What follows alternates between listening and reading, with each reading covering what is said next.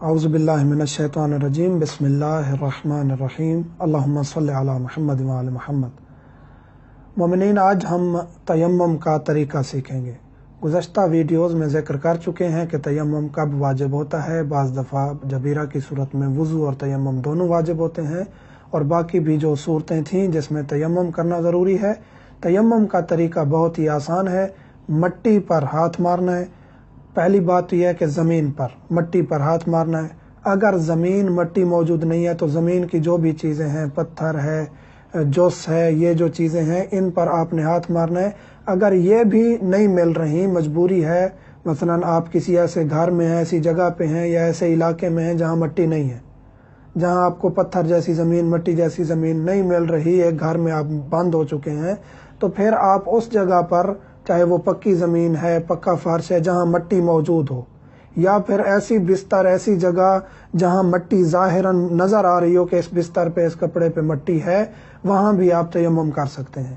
تیمم کا طریقہ یہ ہے کہ آپ نے ہاتھ مارنا ہے زمین پر، ایسے زمین پر ہاتھ ماریں گے، مٹی کو جھاڑیں گے، جھاڑنے کے بعد آپ نے پیشانی کو بھووں سمیت اور یہ ناک کے اوپر والی جگہ تمام کو آپ نے مسح کرنا ہے، پھیرنا ہے۔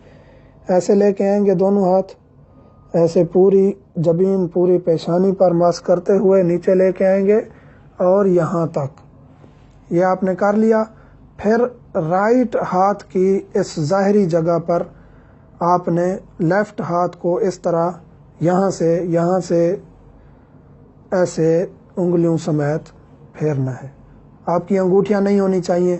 پھر آپ نے لیفٹ ہاتھ پر اسی طرح مسح کرنا ہے، اس جگہ سے ایسے آپ لے کر آئیں گے انگلیوں سمیت۔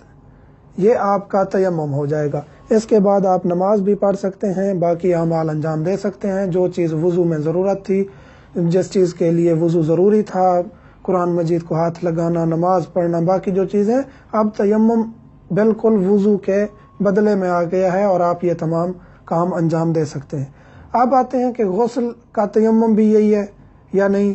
غسل کا تیمم، اس کا طریقہ تھوڑا سا اس کے اضافی ہے۔ یہ جو آپ نے کر لیا، ہاتھ پھیر لیا ماتھے پر اور دونوں ہاتھوں پر بھی پھیر لیا، اس کے بعد ایک دفعہ مزید ہاتھ ماریں گے، ہاتھ مار کے جھاڑ کر بس آپ نے رائٹ ہاتھ پر وہی ایسے انگلیوں سمیت پھیرنا ہے، اور لیفٹ ہاتھ پر پھر یہ ہاتھ رائٹ والا پھر اسی طرح انگلیوں سمیت پھیرنا ہے۔ یہ آپ کا غسل کا تیمم ہو جائے گا۔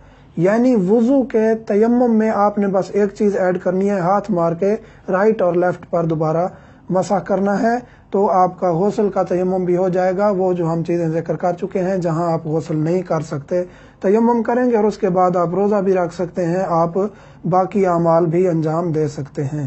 یہ تھا تیمم کا طریقہ۔ مزید اگر مومنین کے ذہن میں سوالات ہیں تو ہمارے واٹس ایپ پر رابطہ کیجیے، انشاءاللہ ہم حاضر خدمت ہیں۔